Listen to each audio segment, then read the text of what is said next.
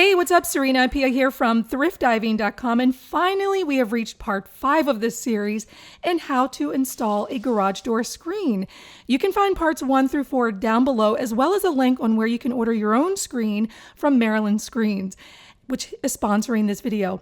In the last video, we did a lot of prep work, we did a lot of assembling of this screen, and now we are ready to install this frame. This is the best part. And this can also be the most dangerous part. To move forward, we have to release the tension from the garage door springs. This is very, very dangerous. And if you don't do it properly, you can injure yourself. So make sure you follow the instructions that come in the manual with the screen. I've got an older garage door system that requires it to be in the up position, and then I could release the tension. You may have a different garage door with a torsion bar or a torsion spring that requires your door to be in a different position. So make sure you follow those instructions. You'll notice that we're removing the old brackets from my garage door and installing new ones. The reason why is because these were old and they didn't have the same shape as this one here that comes in the garage screen kit. And so we wanted the entire system to be uniform and fit together nicely. We ended up just going to the home improvement store, bought some 12-gauge steel and cut it with an angle grinder. But if your garage brackets look like this and they're updated, they're modern, you can just take the piece that comes in the kit and attach it to make a longer vertical piece. We're going to be using that so that we can attach the garage screen frame onto that. You'll see that in just a moment. Now remember this bracket and the 2 bolts that we laid down on the floor early on in this series? Well, this is the piece that we're going to install now, and the reason why is because we're going to be feeding down the cable through this bracket. So that's why we want to keep about 1/4 of an inch loose. And so we have some give there, and we'll be able to tighten this up at the very end of the installation. But in terms of its placement, you'll see that it's aligned right there with the top part of the rail. And those springs that we put the S hooks in, those are going to go right on that bracket. So weave it through there, let it hang, and we will be using those in just a moment. Part of this garage door frame is attached to the garage via magnets.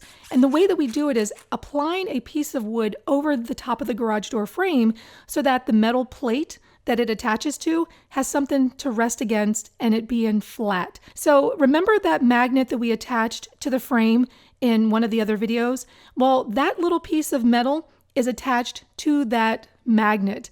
And then once we set that in place, it should rest against where those pieces of wood have been installed. And once it's in place, then we can secure it with a screw, and then we can move on to the next part of the installation, which is installing the side rails. But first, we're going to remove the photo eye on both of the side, and then we're going to install the vertical track. You'll notice here that I'm sort of threading it through this elbow, and then I'm going to lift it up and set it down over top of the wheel on the bottom. This is the track that these wheels are going to ride along. So you want to make sure that it's threaded through there. And then we're actually going to go up to those brackets. Remember those brackets that I'd said keep very loose? Well, now is the time that we need them to be loose because we're going to attach them to the wall. But we also want to make sure that that little slot there where that screw is, we want that screw to be all the way to the top of that adjustable slot. So make sure that it's pushed up. Make sure that the rails are even, and then go ahead and drill your holes. You're going to pre-drill, and then you're going to attach it to the wall. You also want to make sure that you tighten up the other bolt that's attaching the bracket to the rail, and make sure that the wheel is not resting on that elbow.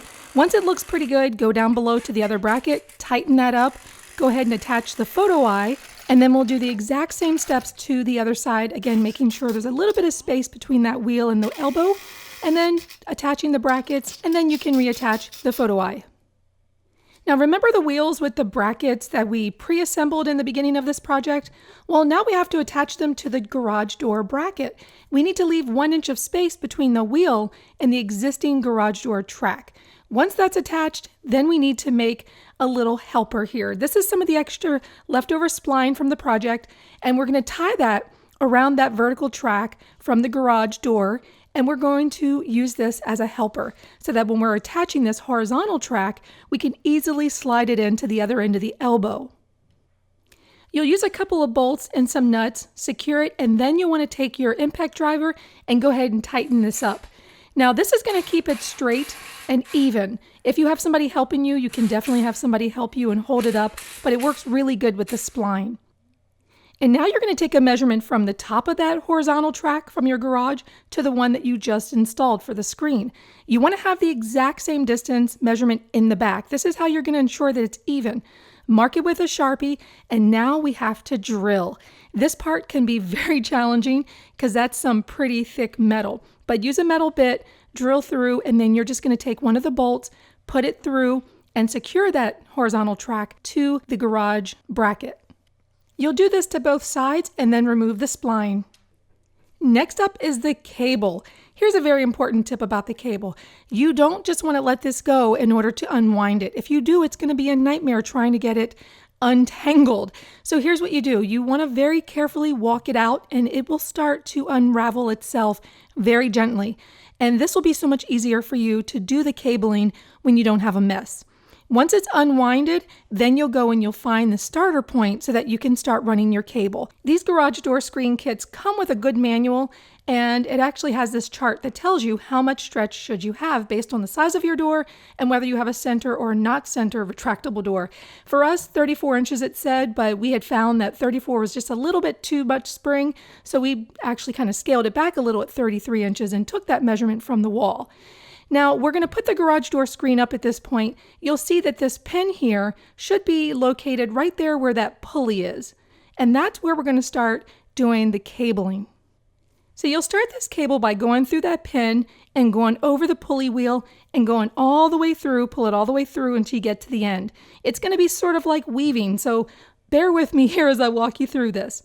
All right, so now you're going to pull it a little taut, and what you're going to do is you're going to make a loop. But you want to make a loop to the outside, right? And then grasp it. So now we've got this little loop, and we can go up here on the other pulley wheel, remember that we had installed on the garage door bracket, and now we can bring it back. Now that spring that we had assembled, now we need it, because what we're going to do is we're just going to sort of make a lasso with our hand. This cable can get kind of out of control, so we're just going to kind of gather in our hand until we get to the beginning. And once we get to the beginning, we're going to take it, drop the rest, and just go over that pulley wheel and pull all the way down until we get some tightness, right? We want this to be nice and taut. And as we feed that cable down through the pulley wheel, this is where we're going to get that tension. Remember, we looked at that chart and it said 33, 34 inches.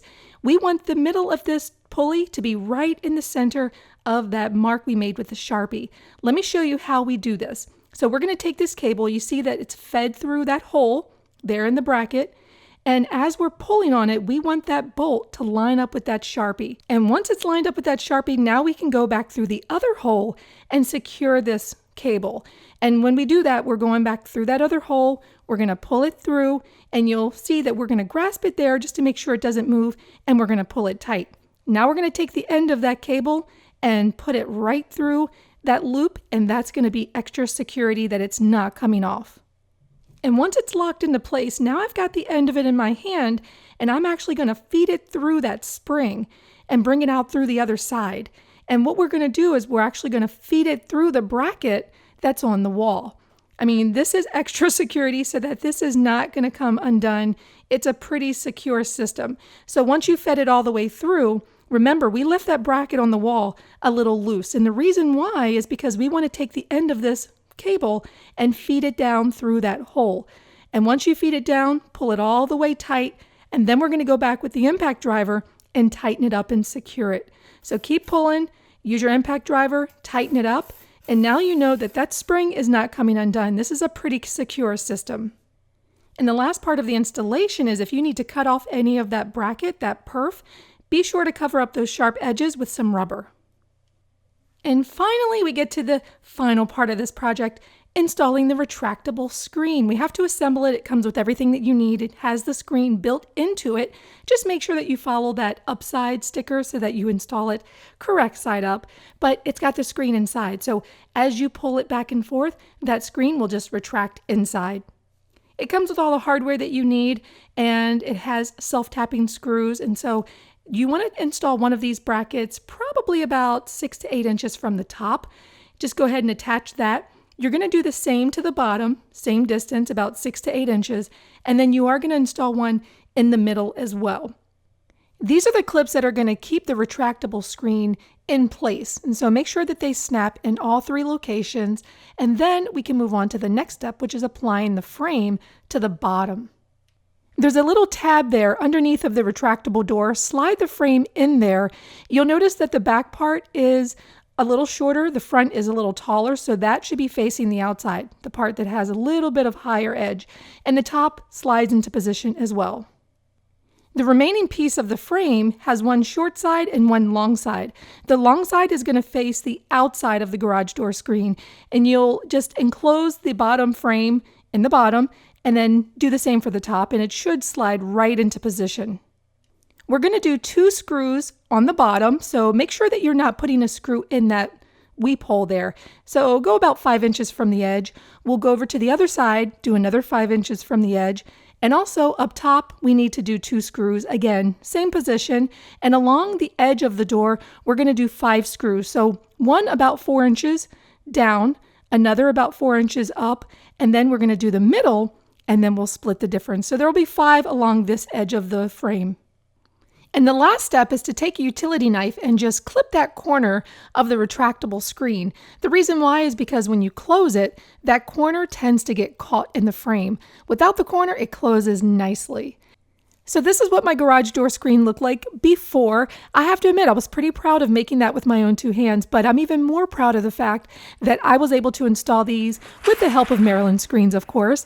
But it's easy to put up, it's easy to put down, it looks better, it's going to last for years to come, and it's going to keep the bugs out too. So if you've been wanting to convert your garage into a workshop, maybe a yoga studio, maybe some sort of art studio, anything you want, you can do it. You can create living space here, and you don't have to be annoyed by the flies and the bugs. So if you want to order one, go down below, click the link, and you can go directly to marylandscreens.com, tell them Thrift Diving sent you. And I want to know in the comments, if you had a garage door screen like this, what would you use your garage for? Leave that down below in the comments. I'm Serena Appiah from Thrift Diving, and I'll see you next video.